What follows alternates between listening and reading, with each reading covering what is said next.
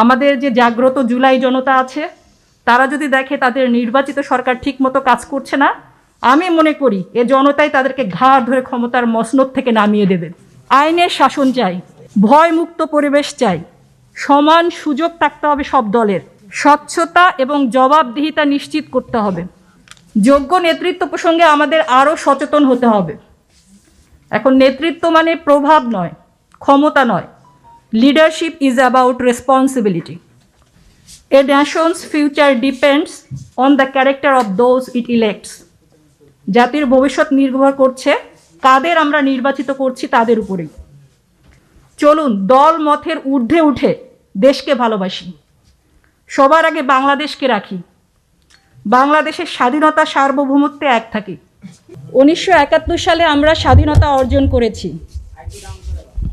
আবার 2024 সালে আমরা দ্বিতীয় স্বাধীনতা পেয়েছি। আমাদের মনে রাখতে হবে মেজর জেনারেল অবসরপ্রাপ্ত এম এ জলিলের অমর উক্তি, অরক্ষিত স্বাধীনতাই পরাধীনতা। রাষ্ট্রীয় স্বাধীনতা যদি জনগণের রাজনৈতিক অধিকার, অর্থনৈতিক ন্যায় বিচার এবং জাতীয় সার্বভৌমত্ব রক্ষায় ব্যর্থ হয়, তবে সেই স্বাধীনতা কার্যত পরাধীনতা।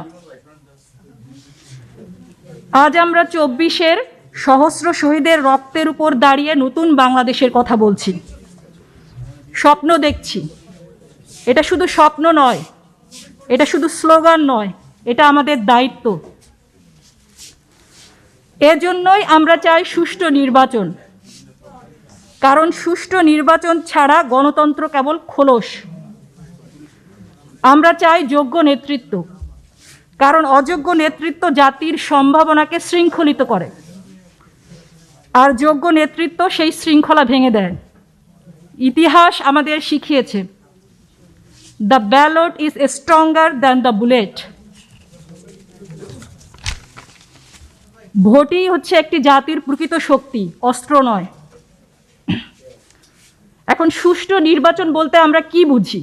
সুষ্ঠু নির্বাচন মানে শুধু একটি দিনের আনুষ্ঠানিকতা নয়, এখানে জনগণের ইচ্ছার প্রতিফলন হতে হবে। এটি রাষ্ট্রের নৈতিক বৈধতা এবং ভবিষ্যতের দিক নির্দেশনা প্রদান করবে। মনে রাখতে হবে আমাদের, জনগণের সম্মতি ছাড়া ক্ষমতা কখনোই ন্যায়সঙ্গত হতে পারে না। তাই শুধু নির্বাচন হলেই হবে না, নির্বাচন হতে হবে অবাধ, নিরপেক্ষ এবং ভয়মুক্ত। Democracy is not just the right to vote, it is the right to live with dignity. যেখানে ভোট দেওয়ার অধিকার আছে কিন্তু মর্যাদা নাই, সেখানে গণতন্ত্র অপূর্ণ। আমরা মর্যাদার সাথে আমাদের ইচ্ছার প্রতিফলন ঘটাতে চাই নির্বাচনে। তাই সুষ্ঠু নির্বাচনের জন্য যদি আমি সাম আপ করি, আমরা কি চাই? আইনের শাসন চাই, স্বাধীন ও নিরপেক্ষ নির্বাচনী প্রতিষ্ঠান চাই, ভয়মুক্ত পরিবেশ চাই, সমান সুযোগ থাকতে হবে সব দলের, স্বচ্ছতা এবং জবাবদিহিতা নিশ্চিত করতে হবে। এগুলো কোনো পক্ষের দাবি নয়, এগুলো হচ্ছে আমাদের জাতির অধিকার। শহীদ শরীফ ওসমান হাদির মতের সাথে সম্মতি জানিয়ে আমিও দাবি জানাই, প্রতিটি ভোট কেন্দ্রে সিসিটিভি ক্যামেরা থাকতে হবে, যাতে জনগণ দেখতে পারে তাদের ভোট ঠিকমতো গণনা হচ্ছে এবং এখানে কোনো জালিয়াতি হচ্ছে না। যেমনটি আমরা করেছিলাম ডাকসু নির্বাচনে, আপনারা দেখেছেন সিসিটিভি ক্যামেরার মাধ্যমে প্রত্যেকটা স্টুডেন্ট দেখেছে বাইর থেকে। এটা আমরা নিশ্চিত করতে চাই আমাদের জাতীয় নির্বাচনেও। আমরা যদি সৎ না হই, আমাদের রাজনীতিবিদরা যদি সৎ না হন, অন্তত সিসিটিভি ক্যামেরার ভয়ে যেন তারা সৎ থাকে।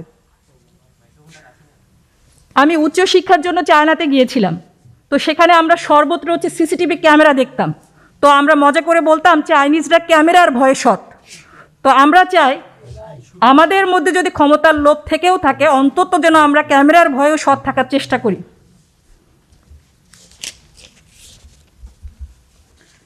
আর যে বিষয়টা আমি কথা বলতে চাচ্ছি সেটা হচ্ছে যোগ্য নেতৃত্ব। যোগ্য নেতৃত্ব প্রসঙ্গে আমাদের আরও সচেতন হতে হবে। এখন নেতৃত্ব মানে প্রভাব নয়, ক্ষমতা নয়। Leadership is about responsibility. মনে রাখতে হবে যোগ্য নেতা জনগণকে শাসন করে না, বরং জনগণের দায়িত্ব বহন করে। আমরা যদি যোগ্য নেতৃত্ব না বেছে নেই তাহলে এটার দায় আমাদেরই, কেননা আমরা বারবার এই সুযোগ পাব না। আর মনে রাখতে হবে, আমাদের ভোটে অনাগ্রহ, আমাদের নীরবতা, আমাদের উদাসীনতাই অযোগ্য নেতৃত্বের পথকে প্রশস্ত করে। তো নতুন বাংলাদেশে আমরা কেমন নেতা চাই, এই বৈশিষ্ট্য কোরআন নিজেই নির্ধারণ করেছে। নিশ্চয়ই সর্বোত্তম ব্যক্তি সে যে শক্তিশালী ও বিশ্বস্ত। সূরা কাসাস। এখানে শক্তি মানে হচ্ছে দক্ষতা, জ্ঞান, সিদ্ধান্ত নেয়ার সক্ষমতা। বিশ্বস্ততা মানে হচ্ছে সততা, তাকওয়া, পরহেজগারিতা এবং জবাবদিহিতা। তো এই দুটা গুণ, সে হবে শক্তিশালী এবং বিশ্বস্ত। যদি একত্রিত হয় আমাদের নেতৃত্ব হবে অসাধারণ। A nation's future depends on the character of those it elects. জাতির ভবিষ্যৎ নির্ভর করছে কাদের আমরা নির্বাচিত করছি তাদের উপরেই। আর সবশেষে মিডিয়ার ভাইদের মাধ্যমে আমি একটা অনুরোধ রাখতে চাই, এটা বাংলাদেশের রাজনৈতিক দলগুলোর প্রতি, বাংলাদেশের জাতীয় নেতৃবৃন্দের প্রতি। চলুন দল মতের ঊর্ধ্বে উঠে দেশকে ভালোবাসি, সবার আগে বাংলাদেশকে রাখি, বাংলাদেশের স্বাধীনতা সার্বভৌমত্বে এক থাকি। ফেসিস্ট হাসিনার মতো জঙ্গি কার্ড, ৭১ কার্ড খেলে দেশকে বিভাজিত না করি, বহির্বিশ্বে বাংলাদেশের ভাবমূর্তি নষ্ট না করি, গণতন্ত্রের যাত্রাকে ব্যাহত না করি। আর মনে রাখতে হবে, আমাদের এই নির্বাচনই শেষ নির্বাচন নয়। ৫ বছর পর আবার নির্বাচন আসবে, হয়তো ৫ বছরও লাগবে না। আমাদের যে জাগ্রত জুলাই জনতা আছে, তারা যদি দেখে তাদের নির্বাচিত সরকার ঠিকমতো কাজ করছে না, আমি মনে করি এ জনতাই তাদেরকে ঘাড় ধরে ক্ষমতার মসনদ থেকে নামিয়ে দেবে। তাই চলুন সবাই একসাথে হাতে হাত রেখে শহীদ শরীফ ওসমান হাদির স্বপ্নের মতো সুন্দর নতুন বাংলাদেশ করি। এটাই হোক আমাদের আজকের প্রোগ্রামের প্রত্যাশা এবং আমাদের ভবিষ্যতের স্বপ্নের বাস্তবায়ন। বাংলাদেশ জিন্দাবাদ। ধন্যবাদ। এক সময় আমরা অনেক অযোগ্যতার ভিড়ে যোগ্যতা খুঁজতাম এবং অনেকটা হতাশ হয়ে ভোট দিতে যেতাম। এই পার্সপেক্টিভ, যে এই পরিপ্রেক্ষিত যেটা চেঞ্জ হয়েছে, এটাও আমাদের দেশের জন্য একটা অনেক বড় পজিটিভ পরিবর্তন এনেছে যোগ্য নেতৃত্ব নির্বাচনের ক্ষেত্রে। আরো একটা পজিটিভ পরিবর্তনের কথা আমি বলতে চাই, সেটা হচ্ছে বাংলাদেশে এখন ইয়াং জেনারেশন, তরুণ প্রজন্ম, জুলাইয়ের প্রজন্ম যারা যুদ্ধে নেমেছে, যারা প্রাণ দিয়েছে, তাদের একটা বড় সংখ্যক নাগরিক বাংলাদেশের রাজনীতিতে একেবারে ফ্রন্ট লাইনে তারা কাজ করছে। তারা দেশের মানুষকে নিয়ে কাজ করছে, তারা রাজনীতি নিয়ে পড়াশোনা করছে, তারা দেশের মানুষের মুক্তি নিয়ে কথা বলছে, সুন্দর সুন্দর প্রতিশ্রুতি আমাদেরকে দিচ্ছে। এই ইয়াং জেনারেশনের এগিয়ে আসাটা আমাদের দেশের রাজনৈতিক ইতিহাসে একটি অনেক বড় এডিশন, একটি অনেক বড় উপহার আমাদের জন্য।